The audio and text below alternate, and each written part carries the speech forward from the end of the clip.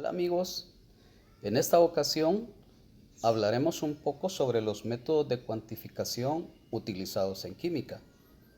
De hecho, es una de las presentaciones que más me gusta, una de las temáticas muy importantes para poder entender la temática de la química clínica. En primer lugar, vamos a abordar aquellos analitos que son de importancia clínica y que pueden medirse. Dentro de ellos destacan los analitos de tipo metabólico, en donde pues hay una serie de elementos que se pueden enlistar en él. Hay que tomar en cuenta que los analitos de tipo metabólico usualmente son aquellos elementos que dentro del cuerpo han sufrido un cambio. Y usualmente hablamos analitos que se forman bajo el estricto concepto de elementos en la dieta. Y ahí destacan la glucosa, toda la línea de los lípidos, colesterol de alta, de baja, colesterol total, triglicéridos, algunos analitos como por ejemplo el ácido úrico, la creatinina, que son analitos de desecho, la urea, que es el producto final del metabolismo de las proteínas, y las proteínas como tal. También dentro de ellos podemos destacar a los analitos de tipo electrolitos. Dentro de sus ejemplos más clásicos, la línea de electrolitos sodio, potasio, cloro, calcio, fósforo, magnesio, y también se pueden considerar algunos elementos tipo trazas, cobre, magnesio, hierro, manganeso, etc. Los analitos de tipo enzima también son importantes, como de importancia clínica. Recordemos que las enzimas son elementos que usualmente están dentro de las células. Allí podemos destacar todos aquellos analitos, como por ejemplo las transaminasas o las aminotransferasas, la gamma-glutamil transferasa, que pertenece a esa línea, toda la línea de las fosfatasas, amilasa, lipasa, la línea creatinquinasa, que incluye la fracción Mb y otras fracciones, colinesterasa, 5-nucleotidasa, entre otras. Otros analitos de importancia clínica que se pueden estudiar o que se pueden cuantificar, destacan dentro de ellos las hormonas. Hormonas de tipo tiroideas, hormonas sexuales, marcadores tumorales, toda la línea CA, el PSA, por ejemplo, uno de los más destacables, proteínas especiales como la proteína C reactiva, la antiestreptolicina O y el factor reumatoideo, entre otros. Agentes infecciosos, usualmente dedicados al estudio de los virus. Dentro de ellos destacan pues, la línea de las hepatitis, el virus del VIH, sarampión, paperas, entre otros. Vamos a hacer la introducción de las pruebas colorimétricas hablando de su concepto en general. Dice o menciona que la reacción colorimétrica es en donde se combina un reactivo cromogénico o enzimático con una muestra y que posterior al periodo de incubación, recordemos que la incubación es tiempo y temperatura, se espera un máximo desarrollo de color o un punto final de absorbancia. Significa esto que cuando se hace la mezcla se espera ese tiempo de incubación y hay un disparo del color desarrollado en la prueba y llega a un punto máximo en donde este ya no va a pasar. Y por eso se le menciona o se menciona que es una prueba de punto final. Las pruebas colorimétricas las vamos a dividir de dos formas. Pruebas colorimétricas enzimáticas, y vamos a resaltar algunas características de ellas como son, que son reacciones enzimáticas específicas. Quiere decir de alguna forma que el reactivo que usted va a utilizar reacciona específicamente con el analito que usted anda buscando. Sus reactivos menciona que son reactivos incolores o con tonalidades tenues, es decir, pueda que no tenga un color o que su tonalidad sea un color amarillo, un color rosa claro, o un color café incoloro. Menciona que sustituye a los métodos tradicionales o convencionales, los primeros métodos que fueron creados en la historia. Cuando se combinan con la muestra, desarrollan color. Y esto, pues, le da la característica de que cuando usted hace la combinación, pues, la primera característica que usted debe de observar de una prueba enzimática de color es que éste obligatoriamente tiene que hacer un cambio colorimétrico o un desarrollo colorimétrico. Usualmente, cuando se habla de estas pruebas, pues se consideran algunas familias como los métodos Trinder, que es una familia de metodologías en donde estos, al reaccionar con la muestra específica, pues usualmente desarrollan un color rojo rosado. Cumplen con la ley de Beer. La ley de Beer, pues ustedes ya la han estudiado de seguro y conocerán que pues esta es aplicable a aquellos métodos que tienen un punto final de absorbancia. Ejemplos de este tipo de pruebas enzimáticas, ahí está la glucosa, en donde se utiliza el método de la oxidasa usualmente, los colesteroles fraccionados o totales, la metodología del triglicéridos, el ácido úrico a través de la uricasa, la urea a través de la ureasa y la creatinina, que ya hay métodos enzimáticos de tipo colorimétrico. También existen algunas excepciones que probablemente después hablaremos de ellas.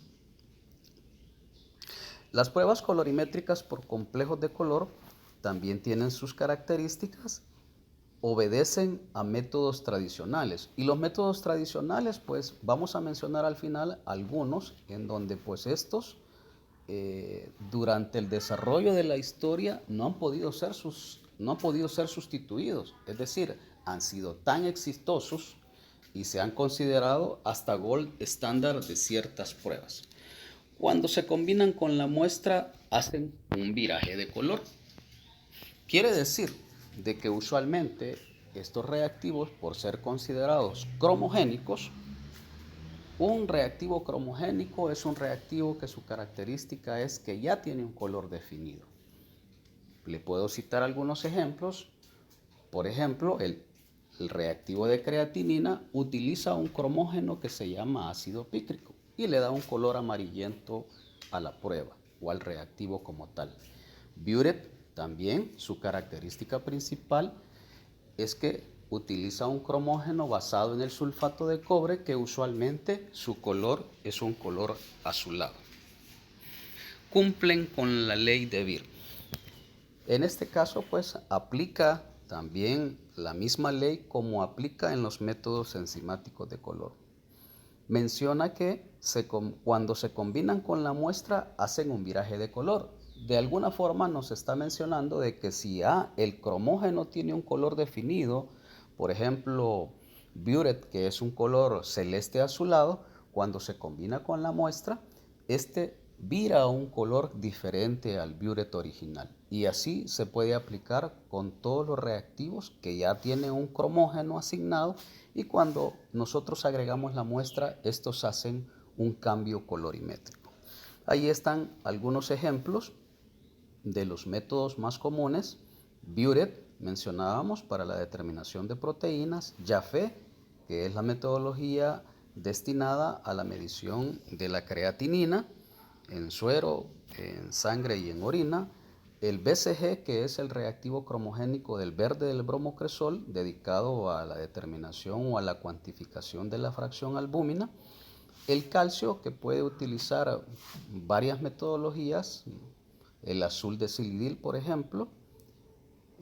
Magnesio, que es dedicado al magnesio, que también es un cromógeno azulado.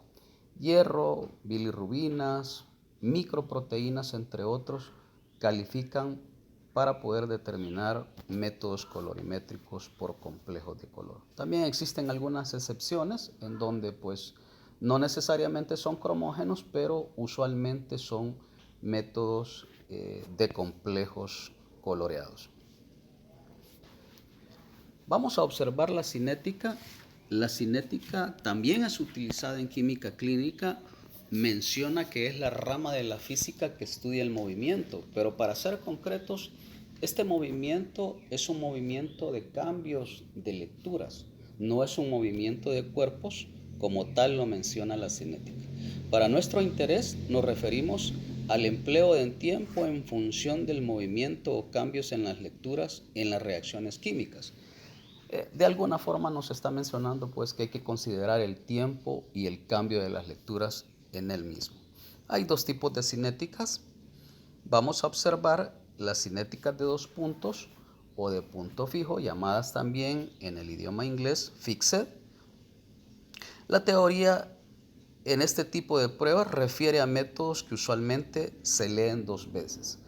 Al hacer una comparación de un método de punto final, hablando en relación o comparando en relación a métodos colorimétricos, ya sea enzimáticos o de complejos de color, pues esa característica de estos métodos decía que eran métodos de punto final.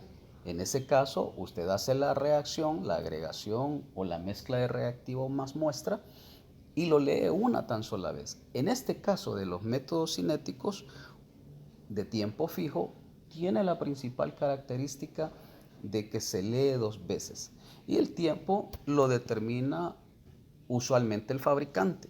Dependiendo del tipo de prueba o del fabricante, también así van a ser a considerar los tiempos en donde ésta se puede leer. La cinética aplicada a un método de color, que es uno de los ejemplos de los métodos cinéticos, resalta la reacción de Jaffe en donde se mide la velocidad de formación del complejo picrato-muestra, eliminando a su vez a los interferentes de reacción con la desproteinización. Este método de la reacción de Jaffe aplicado a un método cinético de dos puntos sustituyó al método de Jaffe tradicional, que era un método de punto final en donde usualmente se hacía una desproteinización. Hoy en día, pues la gran mayoría de laboratorios clínicos hacen la reacción de Jaffe y consideran al método cinético de dos puntos como una de las mejores opciones. Existen cinéticas de tipo ultravioleta en donde aplica la reacción a la urea a través de la ureasa glutamato deshidrogenasa, en donde se mide la velocidad de formación de algunos coenzimos.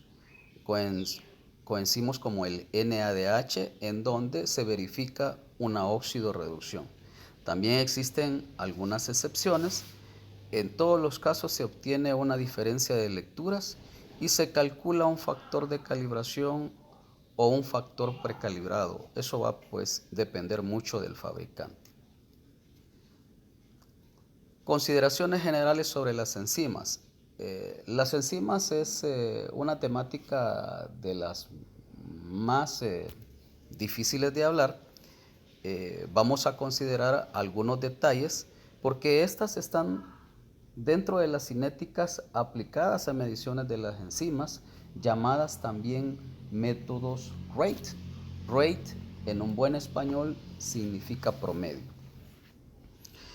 Algunas características sobre ellas, sobre las enzimas, menciona que las enzimas no se cuantifican.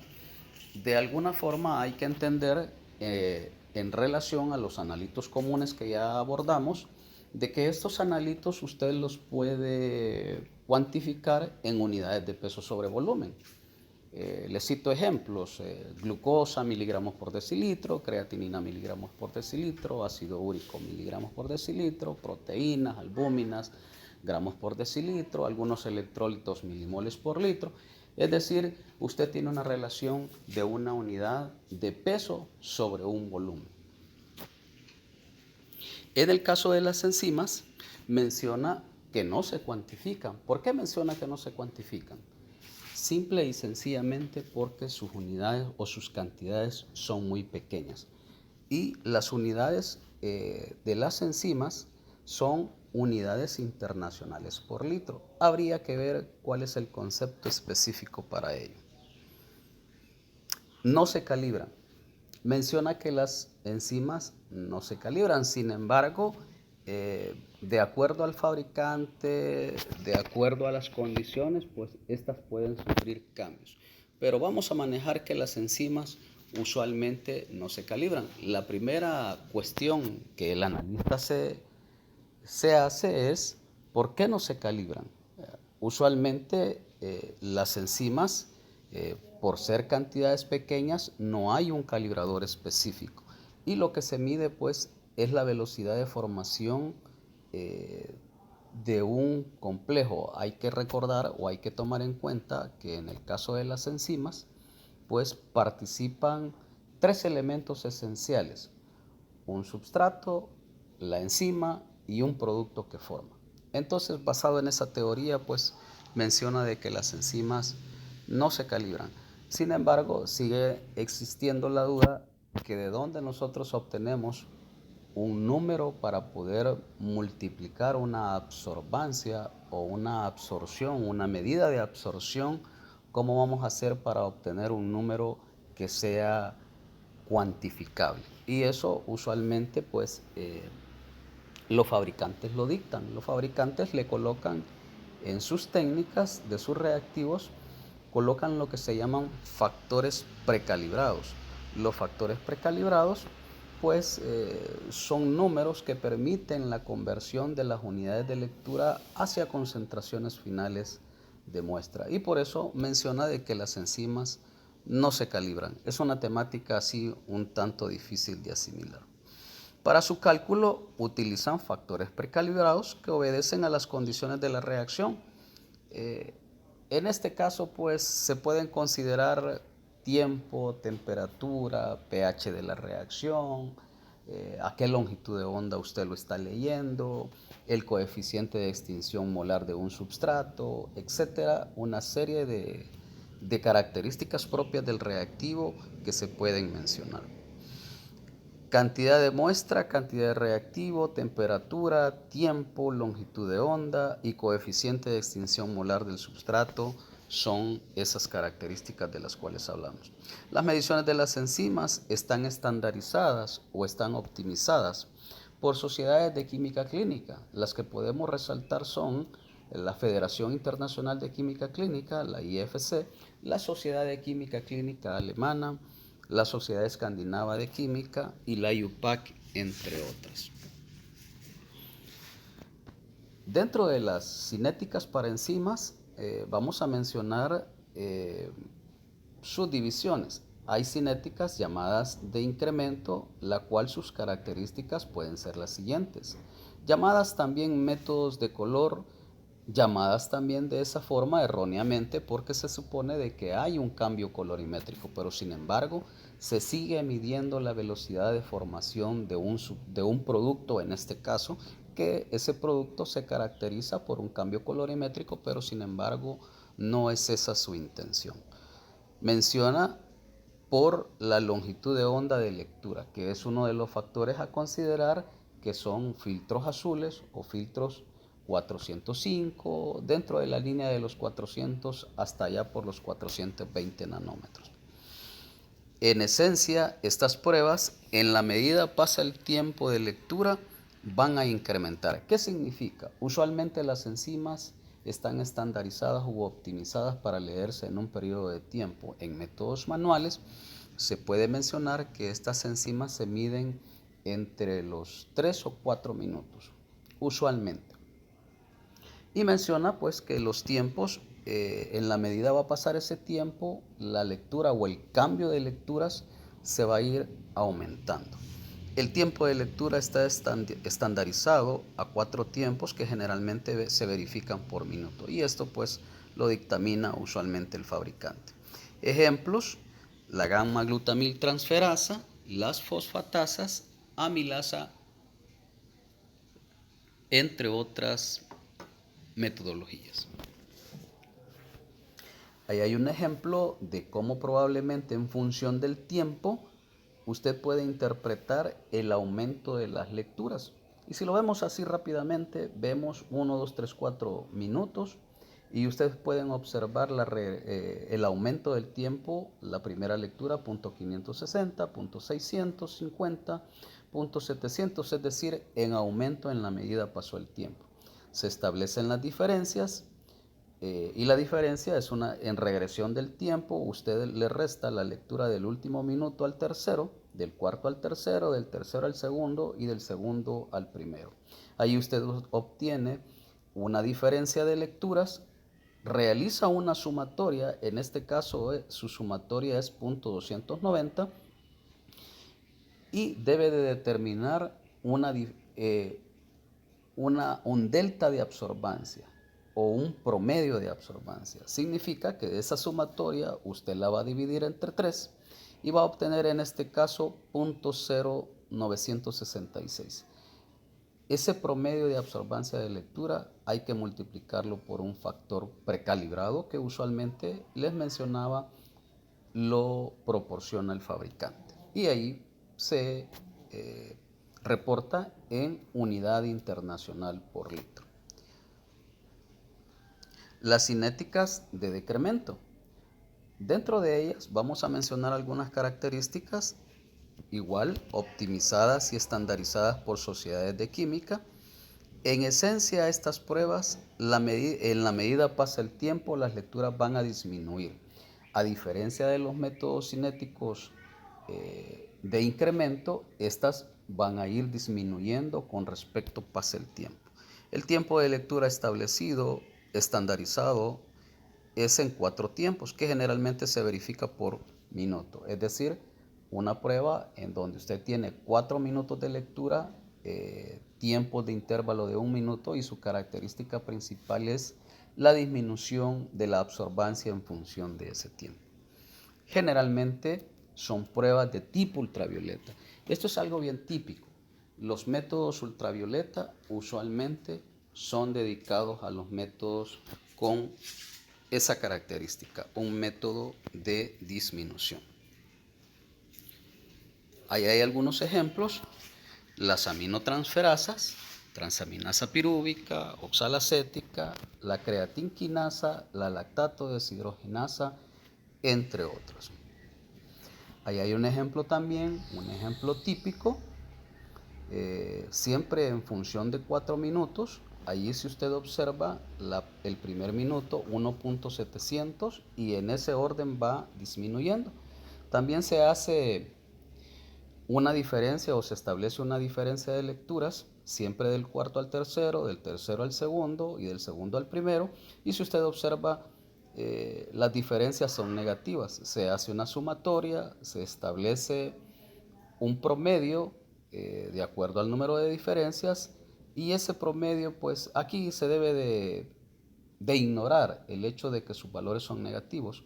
Cuando se multiplica por el factor de calibración, el resultado siempre van a ser las unidades de reporte, en este caso siempre unidad internacional por litro. Vamos a considerar también algunos métodos como la inmunoturbidez. Algunas características: desde el inicio de la historia, la inmunoturbidez se puede medir fotométricamente, y es porque existían métodos turbidimétricos, actualmente aplicado a proteínas especiales tipo PCR, tipo ASO, tipo ferritina, entre otros. Pruebas que históricamente se han realizado con aglutinación de partículas de látex. Aunque estos métodos ya están pasando de modas, la aglutinación de partículas de látex pues ha sido una técnica que ha sido modificada y que se puede medir hoy en día fotométricamente. Las curvas de calibración se aplican a aquellas pruebas que no son lineales y que no cumplen con la ley de Beer. En este caso, usualmente este tipo de pruebas se verifica una curva de calibración, principalmente porque estas no obedecen la ley de Beer. En la ley de Beer hay que recordar que a mayor concentración, mayor absorbancia, ¿verdad? Y pues esto no aplica en este tipo de pruebas. Actualmente las curvas de calibración son de mucha utilidad en métodos de tipo ELISA, métodos para cuantificar analitos como las hormonas, marcadores tumorales, virus o agentes infecciosos, etc. Ahí hay una gráfica dedicada a una curva de calibración del factor reumatoideo, en donde se puede observar que la reacción no es lineal, y ustedes en el eje de las X observan la concentración del analito o de los calibradores, y en el eje de las Y usted observa las absorbancias en donde no son métodos lineales. El ICE o método de ion selectivo electrodo, específico para electrolitos de tipo sodio, potasio, cloro. También califica el calcio libre, la glucosa. Menciona que el ICE es un sensor de tipo membrana que convierte la actividad de un ion específico disuelto en una solución en un potencial eléctrico. Estos métodos pues son específicos para este tipo de pruebas. Teóricamente, el voltaje depende del logaritmo de la actividad iónica de acuerdo a la ecuación de Nernst. Esto es un poco de teoría básica. Fotometría de llama. La fotometría de llama, basada en que los átomos de varios elementos metálicos con suficiente energía emiten dicha energía cuando son excitados con el calor. En este caso, el método de fotometría de llama es uno de los métodos que prácticamente ha perdido su auge debido a que utiliza para su funcionamiento pues elementos esenciales como el oxígeno y un combustible para poder mantener una llama activa. En términos generales, se mide la intensidad de la luz que genera una llama cuando está quemando iones en solución, que es el fundamento propio de la fotometría de llama. Es una técnica que está pasando de moda porque ha sido sustituida por el método de ion selectivo electrodo, que es un método pues mucho más exacto. Aplica para la cuantificación de electrolitos tipo sodio, potasio, cloro, litio, entre otros de los más importantes. Hay otros métodos de cuantificación como los métodos ELISA, métodos de quimioluminiscencia, métodos de electroquimioluminiscencia, métodos para la reacción de la cadena de la polimerasa, entre otros. Esos son los métodos que teníamos en cuestión. Les agradezco mucho su atención y nos veremos en otra ocasión.